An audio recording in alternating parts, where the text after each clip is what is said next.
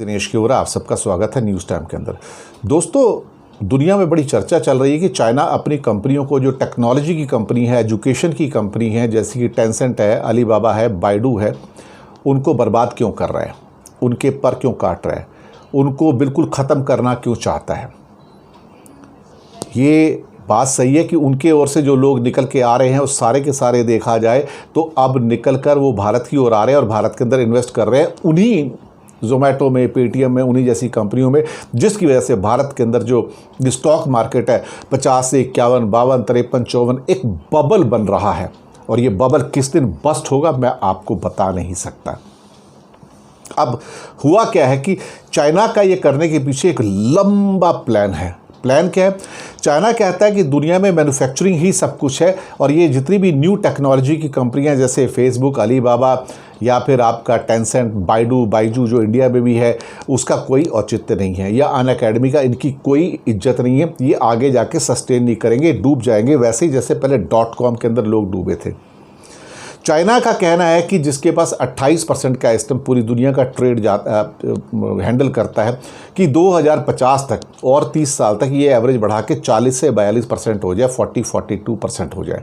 यानी कि पूरी दुनिया की दुकान ले दे के चाइना होगी, हर चीज़ चाइना से मिलेगी। आप ए से लेके जेड तक कुछ भी मांगो चाइना के अंदर आपको मिल जाएगा।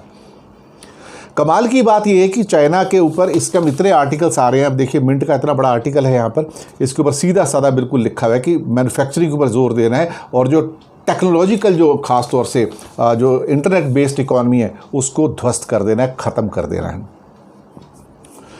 ये लंबी सोच इसलिए है कि सिर्फ मैन्युफैक्चरिंग और जो गुड्स हैं वही लंबे टाइम तक चलेंगे। अल्टीमेटली हम कोई रोज़ बैठ के फेसबुक और गूगल के प्रोडक्ट तो खरीदते नहीं हैं, ना ही हम बैठ के बाइजू और बाइडू के प्रोडक्ट खरीदते हैं, ना ही हम टेंसेंट के प्रोडक्ट खरीदते हैं। हम खरीदते हैं वो चीज़ें जो घर के अंदर हमें यूज़ होती हैं। आटा, तेल, चावल, कपड़े, furniture, TV, fridge, microwave oven, पंखा, यही चीज़ें खरीदते हैं ना। ये कार लेते हैं, उसके लिए पेट्रोल लेते हैं, वो भी गुड्स है। वो कहता है कि दुनिया में आखिर में सिर्फ मैन्युफैक्चर गुड्स ही बचेंगे। अब ये जितनी न्यू ऑर्डर वाली कंपनियां हैं वो उनके पास बेस नाम की कोई चीज़ नहीं है, एसेट है नहीं उनके पास कुछ भी, सिर्फ कुछ एम्प्लॉयज़ हैं जिनको कभी भी निकाल सकते हैं। कोई फैक्ट्री नाम की चीज़ नहीं है। ये कहेंगे जैसे ज़ोमैटो इंडिया में आया कि मेरे पास 10 करोड़ कस्टमर है। किसके कस्टमर है? उनको हम खाना सप्लाई करते हैं, फूड सप्लाई करते हैं। भाई वो कोई एसेट थोड़ी है आपके। स्विगी का एसेट भी फिर वही है। फिर तो बाइजू के जो एजुकेशन लेने वाले वो भी वही हैं। तो सबके सब जो 100 करोड़ 10-20 करोड़ जो कस्टमर है वो तो सबके कस्टमर है। फिर वो आप एक कस्टमर को तो एसेट बना नहीं सकते देखा जाए तो। इस बात को चाइना पहले से पहचान गया, जबकि बाकी देश पहचान नहीं पा रहे हैं।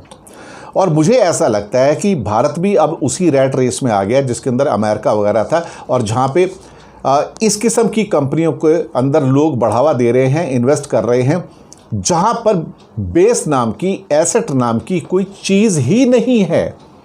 इन हालातों के अंदर आप सोच सकते हैं कि अंततः ये सारे के सारे जो सो कॉल्ड जो इन्वेस्टर्स हैं ये सब डूबेंगे।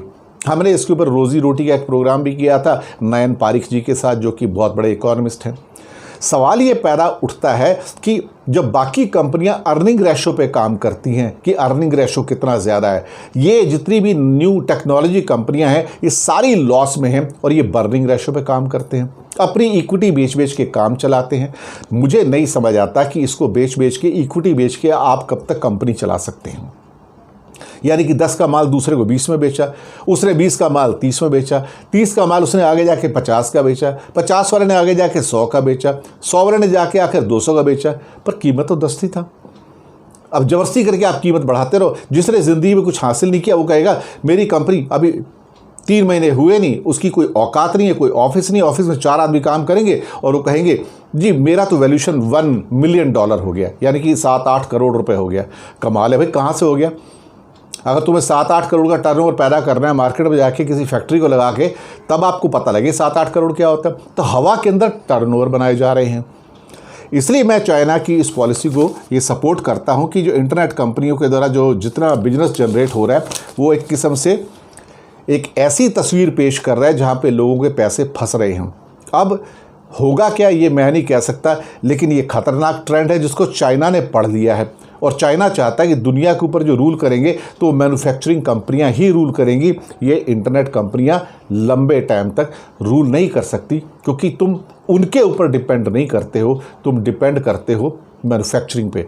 सर्विसेज हो सकती हैं, सर्विसेज तो काम आती है, लोग सर्विस लेते हैं, हम टेलीफोन यूज़ करते हैं, मोबाइल यूज़ करते हैं, ये सर्विस है, उसके पैसे दे रहे हो ठीक है, उसके मनी दे रहे हो ठीक है, कुछ प्रोडक्ट तो है आपके पास, कुछ चीज़ तो है, लेकिन इंटरनेट में तो कुछ भी नहीं है आपके पास।